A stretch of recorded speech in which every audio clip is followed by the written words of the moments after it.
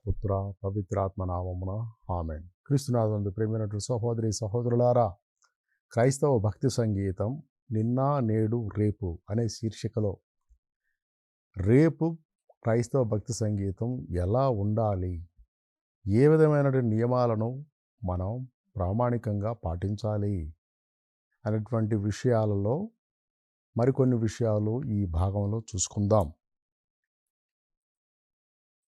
కథోలికులు ఉన్నారు, ప్రొటెస్టెంట్లు ఉన్నారు. వారికి వీరికి దైవార్చనలో కొన్ని తేడాలు ఉన్నాయి. వారికి వీరికి దైవార్చనలోని భాగస్వామ్యంలో కూడా కొంచెం తేడాలు ఉన్నాయి.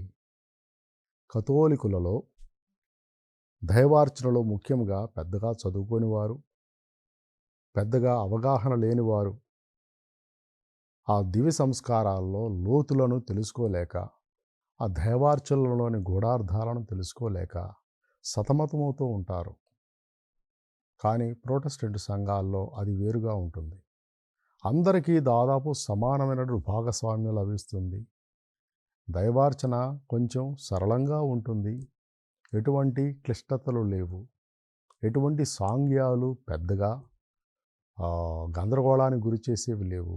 అందువలన అలాంటి ప్రదేశాల్లో అటువంటి దైవార్చనలో సామాన్యులు కూడా, అంటే పెద్దగా చదువు రాని వారు కూడా, విశ్వాస సత్యాల పట్ల అవగాహన లేని వారు కూడా కొంచెం సౌకర్యంగా భావిస్తూ ఉంటారు. అదే విషయాన్ని మనం ప్రస్ఫుటంగా చూడవచ్చు. ఒక కథోలిక గుడిలోకి వెళ్ళినప్పుడు, ఒక ప్రొటెస్టెంట్ మందిరంలోకి వెళ్ళినప్పుడు పాటలు పాడేటప్పుడు గమనించండి.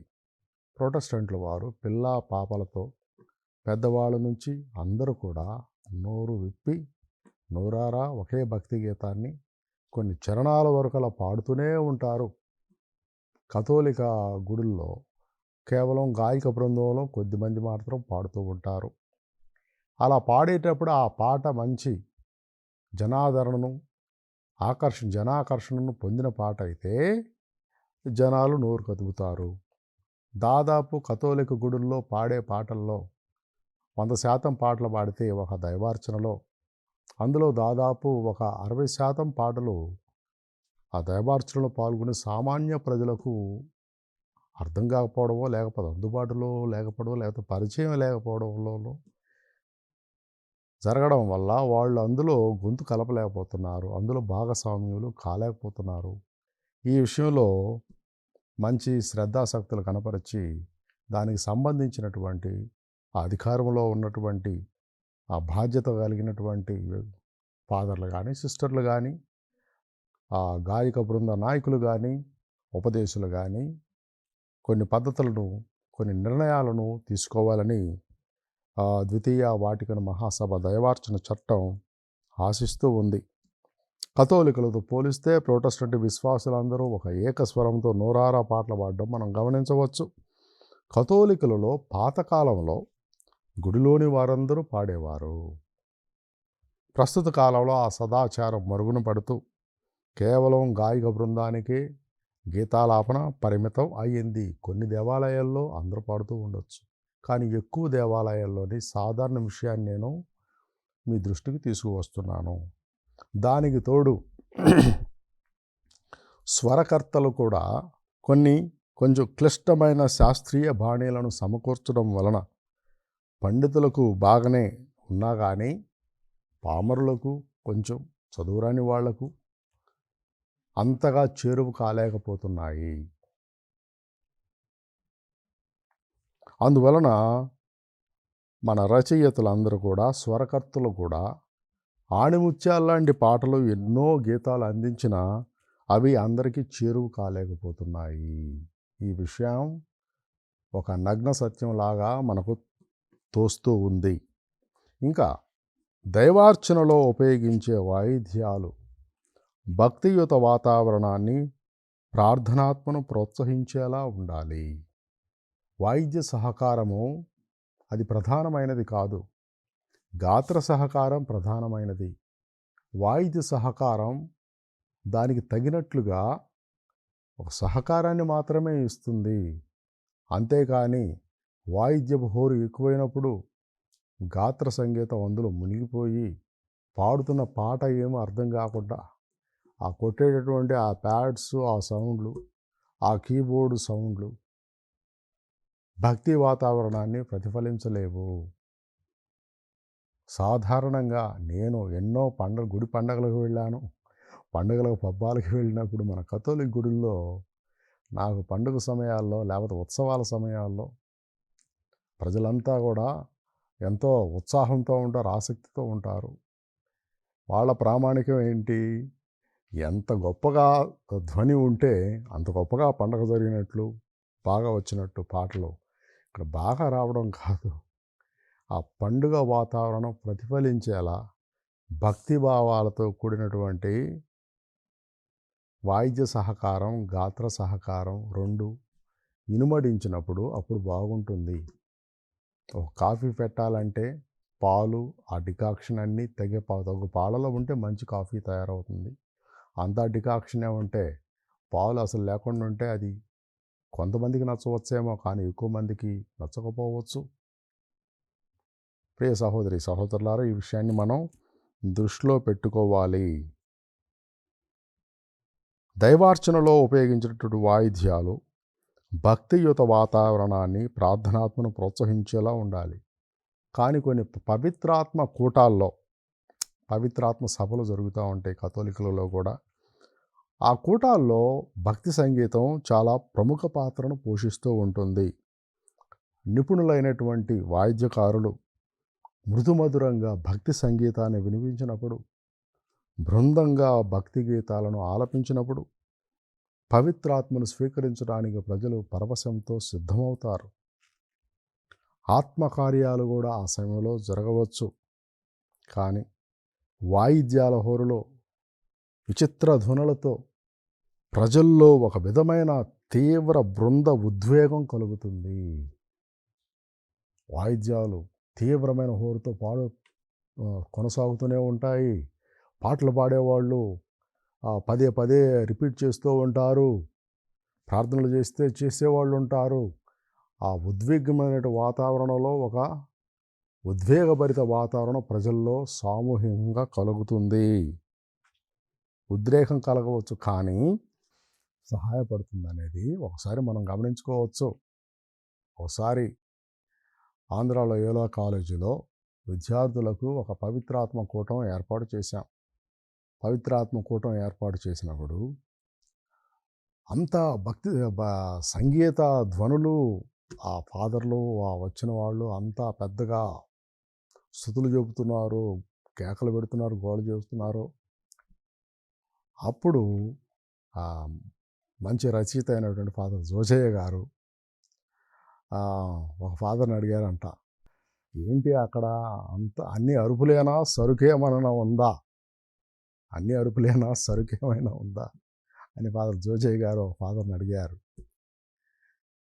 ఇలాంటి పవిత్రాత్మ సభల్లో ప్రజలకి ఆధ్యాత్మికంగా అభివృద్ధి ఎంతవరకు జరుగుతుందనేది అక్కడ ఉన్నటువంటి ఆ ఆత్మశక్తిని బట్టి ఉంటుంది. ప్రియ సహోదరి సహోదరులారా, ఇంకొక విషయం, పాటలు రాస్తారు, సంగీతం పెడతారు, కానీ పాటలు ఎవరు పాడాలి?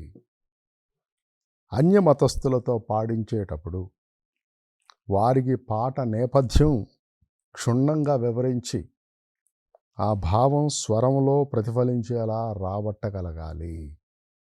చాలామంది సినీ సంగీతంలో ఆ మధ్యకాలంలో పెద్ద పెద్ద అగ్ర హీరోలు కూడా ఆ నేపాలీ సింగర్లను, బెంగాలీ సింగర్లను, గాయకులను, లేకపోతే వేరే భాషలకు చెందిన బాగా ప్రముఖ గాయకులను తీసుకొచ్చి పాడించేవాళ్ళు. వాళ్ళు ఆ భావాన్ని తెలుసుకోకుండా ఏదో చిన్నపిల్లలు వచ్చిరాని భాషలో వాళ్ళు పాడుతుంటే దానికి కేరింతలు కొట్టే ప్రజలు ఉన్నారు. మన భక్తి సంగీతంలో పాడే గాయకులు వేరే భాషల వాళ్ళు చక్కగా పాడుతూ ఉండొచ్చు.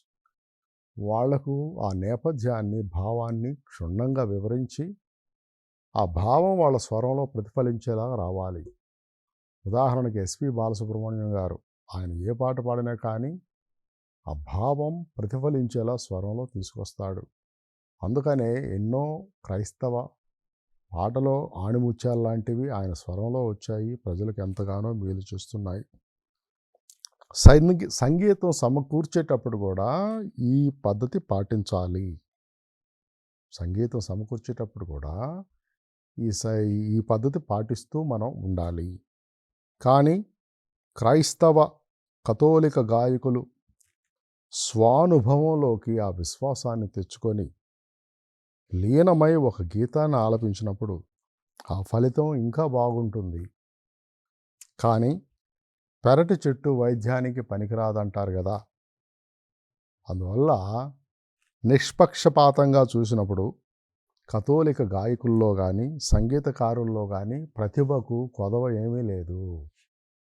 కానీ దానికి ఆ ఉన్న ప్రతిభకు సానబట్టే ప్రక్రియను నిర్లక్ష్యం చేస్తూ ఉంటారు. చాలామంది కథోలిక గాయకులు కానీ సంగీతకారులు కానీ రచయితలు కానీ సానపట్టినటువంటి వజ్రం ఎలా తళుకులీనుతుంది, ఎలా ప్రకాశించగలదు. అందువలన ఇప్పుడు పాటలు రికార్డు చేయాలంటే సంగీతకారులకు హెచ్చు స్థాయి విద్వత్తు అవసరం. హెచ్చు స్థాయి విద్వత్తు, ప్రజ్ఞా పాఠవాలు అవసరం. అలాంటి వారి దగ్గరికే ఇలాంటి సంగీతాన్ని పాటలను రికార్డు చేసేటప్పుడు వారి కోసమే చూస్తారు. కానీ మన ప్రస్తుత ఉన్న క్రైస్తవ కథోలిక సంగీతకారుల్లో కానీ రచయితల్లో కానీ ఆ స్థాయి విద్వత్తును కొన్నిసార్లు అందుకోలేకపోవడం వల్ల వేరే వాళ్ళ దగ్గరికి వస్తుంది ఈ విషయాన్ని. అందువలన సహజంగానే ఇతరుల వైపు మొగ్గు చూపుతున్నారు. గానంలో, వాయిద్య సంగీతంలో, నృత్యంలో, రచనల్లో, సంగీత దర్శకత్వంలో ఇది ఒక సవాలుగా మన క్రైస్తవ సమాజానికి నిలుస్తుంది.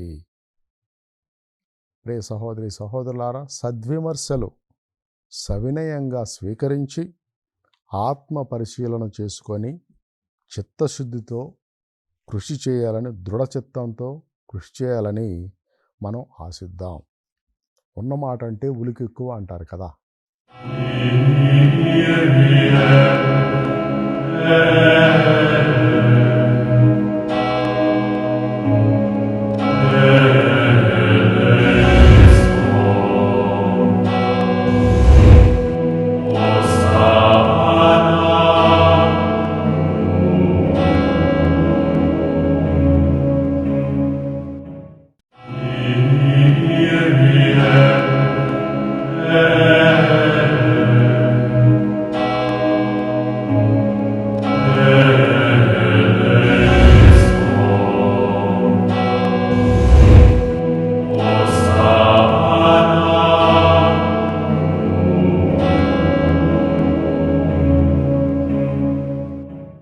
ఈ సందర్భంగా ద్వితీయ వాటికను సదస్సు దైవార్చన చట్టానికి సంబంధించి కొన్ని ఆచరణీయాత్మక సూచనలు నేను చేయాలని అనుకుంటున్నాను. ఇవి ఆచరణీయాత్మకమైనవి, ప్రాక్టికల్ సజెషన్స్. ముందుగా భక్తి సంగీతం యొక్క ప్రమాణాలను, దైవార్చన చట్టాలను పరిశీలించి వాటికి అనుగుణంగా పద స్వర రచనలు చేయాలి. పదాలు రాసేటప్పుడు కానీ, పాటలు రాసేటప్పుడు కానీ, దానిని స్వర రచన చేసేటప్పుడు కానీ, అంటే కంపోజ్ చేసేటప్పుడు కానీ ఈ దైవార్చన ప్రమాణాలను, చట్టాలను పరిశీలించి వ్రాయగలగాలి.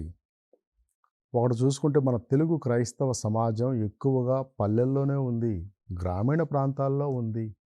పట్టణాల్లో, నగరాల్లో ఉన్న క్రైస్తవ సమాజం చాలా తక్కువ. మన క్రైస్తవ సమాజం అంతా గ్రామీణ నేపథ్యం కలిగి ఉన్నది కాబట్టి వారికి చేరగలిగేలాగా పాటలుంటే మంచిది. సహజంగా లలిత మరియు జానపద శైలులే వారికి ఒప్పుతాయి. కానీ ఆ బాణీలు ఆకర్షణీయంగా ఉంటే శాస్త్రీయ బాణీలను కూడా వీరు ఒక పట్టుబడతారు. ఉదాహరణకి అర్పణ గీతం ఒకటి ఉంది. ఉప్పొంగిన హృదయం అర్పించే అంజలిది, స్వీకరించు శ్రీకరాసుతుని చిన్న కాన్కలను, ఈ పాటను గ్రామీణ ప్రాంతాల ప్రజలు కూడా ఇది శాస్త్రీయ సంగీతంలో ఉన్నా కానీ ఆ స్వరాలు కూడా వీళ్ళు బట్టి పట్టగలిగినటువంటి స్థాయిలో ఉన్నారు.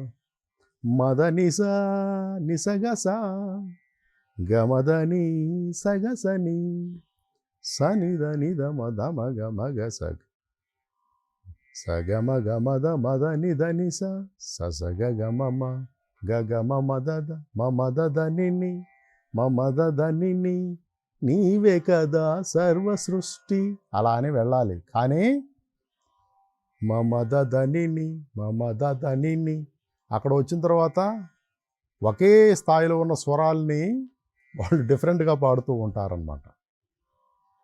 నేను చెప్పదలుచుకుంది ఏంటంటే బాణీ బాగా ఉంటే కొన్ని పాటలు శాస్త్రీయంగా కూడా వెళ్ళవచ్చు. కానీ మధ్యలో స్వరాలు ఇవన్నీ గ్రామీణ ప్రాంతాలకు అంతగా నప్పకపోవచ్చు. ఈ విషయంలో కొంచెం మనం శ్రద్ధ వహించాలి. ఇంకా ఆడియో నిర్మాతలు, ఈ క్యాసెట్లు, ఈ పాటలు తయారు చేసేటటువంటి నిర్మాతలు వ్యాపార దృష్టితో కాకుండా ఆత్మీయ భారముతో, తపనతో వీటిని రూపొందించాలి. తర్వాత రూపొందించడం వేరు, వాటిని ప్రజలకు దగ్గరయ్యేలాగా చేరటం ఒక బృహత్ కార్యం. పాటలు, సాహిత్యం, సంకలనాలు అంటే పుస్తకాలు మారుమూల ప్రాంతాలకు కూడా చేరువయ్యేలా చూడాలి. నేటి సాంఘిక మాధ్యమాలను చక్కగా ఉపయోగించుకోవాలి. ఉపయోగించుకొని ఈ పాటలు అందరికీ చేరేలా మనం చేయవచ్చు.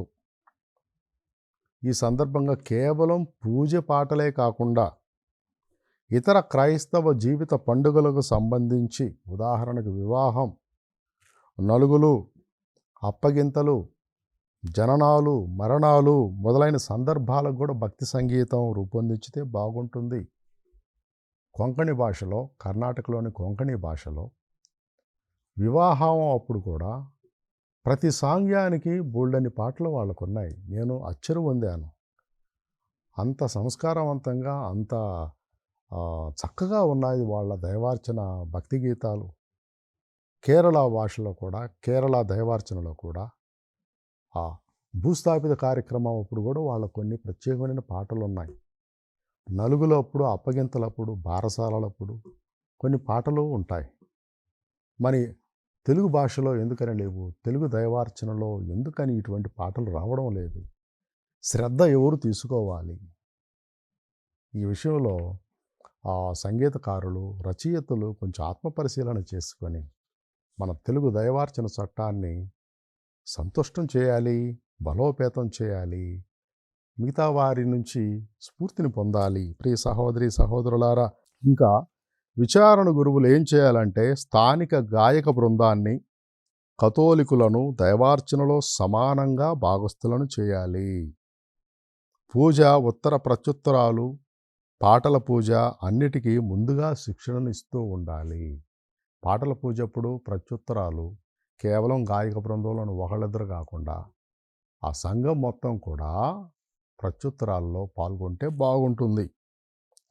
నేటి కొన్ని విచారణలో గాయక బృందంలో 2-3 మాత్రమే మైకుల్లో పాడుతూ ఉంటే మిగతా వారందరూ మౌనంగా ఉంటున్నారు. స్వర భీకరులు, స్వర భయంకరులు.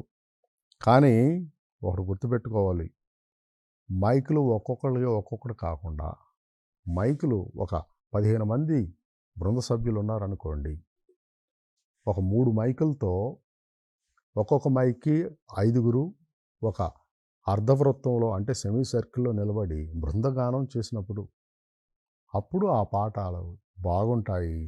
మిగతా ప్రజల గొంతులు కూడా చక్కగా వినపడతాయి. వీళ్ళ గొంతులే ప్రజలందరికీ మైకుల్లో చెవులు హోరెత్తేలా వినపడవు. కానీ సాకీలు ఇలాంటివి ఏమైనా వచ్చినప్పుడు ఆ పాడే వ్యక్తి ఆ ముందుకు వచ్చి ఆ మైక్లో పాడవచ్చు. కేవలం సాకీలు, ఆలాపనలు ఇలాంటివి వచ్చినప్పుడు మాత్రమే మైకుల్లో పాడాలి. మిగతా సమయంలో మైక్ ఎప్పుడు కూడా దూరంగా ఉండాలి. పెద్ద పెద్ద క్వైరల్లో, గాయక బృందాల్లో, విజయవాడ కథీడ్రల్లో చక్కగా నేను చూశాను. బెర్నార్డ్ గారు ఎవరికి కూడా ఒక మైకు అలా కాకుండా విజయవాడ కథీడ్రల్‌లోనే కాదు, కొన్ని పెద్ద పెద్ద కథీడ్రల్స్‌లో నేను చూశాను. గాయక బృందాలు ఒక మైక్‌ని 5 కలిసి పంచుకోవడం అలా చేస్తున్నారు. అక్కడ సమానత్వం ఉంటుంది. అందరి గొంతులు చక్కగా వినపడతాయి. బృందగానంలాగా వినపడతాయి. కొందరు ఏం చేస్తూ ఉంటారంటే ప్రతి విచారణలో ఈ సమస్య ఉంటూ ఉంటుంది. ఎక్కువ కాలం గాయక బృందంలో ఉంటూ పెత్తనం ఎలా ఇస్తూ ఆ గాయక బృందంలో నోరు పెద్దది చేసుకొని ఇతరులను చేరనివ్వకుండా, ఆ పాడగలిగే వారిని కూడా భాగస్వాములను చేయకుండా, వాళ్ళ మాట వినేవాళ్ళను మాత్రమే పెట్టుకుంటూ పెత్తనం చేస్తూ ఉంటారు. విచారణ గురువులు ఇలాంటి విషయాలపై దృష్టి పెట్టి యువత, బాలలను కూడా ఈ గాయక బృందంలో భాగస్థులను చేయాలి. కొంతమంది విచారణల గురువులు కూడా ఈ విషయంలో ఏమి చేయలేక ఉంటారు. ఎందుకంటే ఆ గాయక బృందంలో పెత్తనం చేసేవాళ్ళు ఏకుల్లో మీకులై కూర్చొని ఎన్నో సంవత్సరాల నుంచి ఆడే ఉండి ఆటాడిస్తూ ఉంటారు విచారణ గురువులను కూడా. కానీ విచారణ గురువులుగా ఆ హక్కులు, అధికారం ఉన్నాయి విచారణ గాయక బృందాలని సంస్కరించడానికి. ఇంకా పాటల ప్రతులు అందరి దగ్గర ఉండేలాగా చేయాలి. ప్రొటెస్టెంట్ గుడులకు, మన కథోలిక గుడులకు తేడా ఇదే. ప్రొటెస్టెంట్ గుడుల్లో అందరి దగ్గర ఆ పవిత్ర గ్రంథం ఉంటుంది, పాటల పుస్తకం ఉంటుంది. కథోలిక గుడుల్లో కొంతమంది దగ్గరే దైవ గ్రంథం ఉంటుంది, పాటల పుస్తకాలు కొయర్ మెంబర్స్ మన దగ్గరే ఉంటాయి. పాటల ప్రతులు అందరి దగ్గర ఉండేటట్లుగా మనం చూడాలి. బోల్డంత ఖర్చు పెడతాము డెకరేషన్లకి, లైటింగ్కి, వాటికి వీటికి అనవసరమైనవి. అవసరమైన వాటికి మనం ఖర్చు పెట్టాలి కదా. ఇంకా ప్రతిభ గల యువతను, బాలలను సంగీత శిక్షణకు పంపుతూ ఉండాలి. ప్రతి విచారణకు, సంఘానికి సంగీత వాయిద్యాలు స్వంతంగా ఉండాలి. కొన్ని విచారణలు ఉంటాయి, ఎంతో పెద్ద విచారణ. ప్రతిసారి గుడి పండగ వచ్చినప్పుడు బయట నుంచి వాయిద్యకారులు తీసుకొస్తారు. వాళ్ళు కథోలికులు కాదు, విశ్వాసులు కాదు. వాళ్ళు వచ్చి ఒకరోజు ప్రాక్టీస్తూ వాళ్ళు ఇష్టం వచ్చినట్లు వాయిస్తే మిగతా వాళ్ళందరూ బలి కావాలి. అలా కాకుండా ప్రతి విచారణకు స్వంత వాయిద్యాలు ఉన్నాయనుకోండి, డబ్బులు ఎక్కువగా ఖర్చు పెట్టుకోనక్కర్లేదు. ఇంకా స్వంత విచారణలో ఉన్న యువత ప్రతిభ బయటకు వస్తుంది. వారు కూడా మిగతా గ్రామాల్లో వాయిద్య సహకారం అందించడానికి కూడా అవకాశం ఉంటుంది. ఇంకా చివరిగా మేత్రాణులు, మఠాధిపతులు శిక్షణలో ఉన్న బ్రదర్స్, సిస్టర్స్ను కనీసం ఒక 2-3 వేసవి శిక్షణ శిబిరాల్లో పాల్గొనేలాగా చేసి దైవార్చన సంగీతంలో నిష్ణాతులయ్యేలాగా చేయాలి. వారిలోని వర్ధమాన రచయితలను, గాయకులను, సంగీతకారులను ప్రోత్సహిస్తూ ఉండాలి. ఇలాగ మేత్రాణులు, మఠాధిపతులు చేయకపోతే ప్రతిభ ఎలా వస్తుంది? ఆ ప్రతిభ ఎలా పెరుగుతుంది? కళాదర్శిని వేసవి శిక్షణ కోర్సులు ప్రతి మే నెలలో 1 నుండి 30 వరకు జరిగేటువంటి ఆ కార్యక్రమాల్లో పాతకాలంలో ఎంతోమంది బ్రదర్లు, సిస్టర్లు, ఉపదేశులు పాల్గొనేవాళ్ళు. వాళ్ళు ఇప్పుడు గొప్ప గొప్ప సంగీతకారులు అయ్యారు. తరువాత బ్రదర్లు, సిస్టర్లు రావడం మానేశారు. ఏవేవో ప్రోగ్రాంలు పెట్టుకుంటున్నారు. ఈ విషయాన్ని దృష్టిలో పెట్టుకొని బాల్యంలోనంటే వాళ్ళు బ్రదర్లు, సిస్టర్లు చిన్న వయసు నుంచే వాళ్ళు ఈ సంగీత ప్రతిభ ఉన్న వాళ్ళను శిక్షణ ఇప్పించినప్పుడు వారికి ఇది భవిష్యత్తులో ఎంతగానో ఉపయోగపడుతుంది. ప్రియ సహోదరి, సహోదరులారా, ఒక్కసారి పాడితే 2 సార్లు ప్రార్థన చేసినట్లు కానీ అగస్టీన్ గారు వాకున్నట్లుగా, గ్రెగరీ పాపు గారు శ్రీసభను పరిపుష్టం చేసినట్లుగా ఈనాడు మన శ్రీసభ కథోలికలందరం కూడా క్రైస్తవ భక్తి సంగీత లోతుపాతులు తెలుసుకొని దైవార్చన చట్టాలకు తగినట్లుగా మన యొక్క గీతాలు, దైవార్చన ఉండేటట్లుగా అందరినీ భాగస్వామ్యంగా చేసుకొని మన తరపు కృషిని మనం ఇచ్చేటట్లుగా చేసినప్పుడు శ్రీసభ దైవార్చన పరిపుష్టమవుతుంది, విశ్వాసం పెరుగుతుంది. దేవుడు మనందరిని ఆశీర్వదించును గాక. పిత, పుత్ర, పవిత్రాత్మ నామమున ఆమేన్.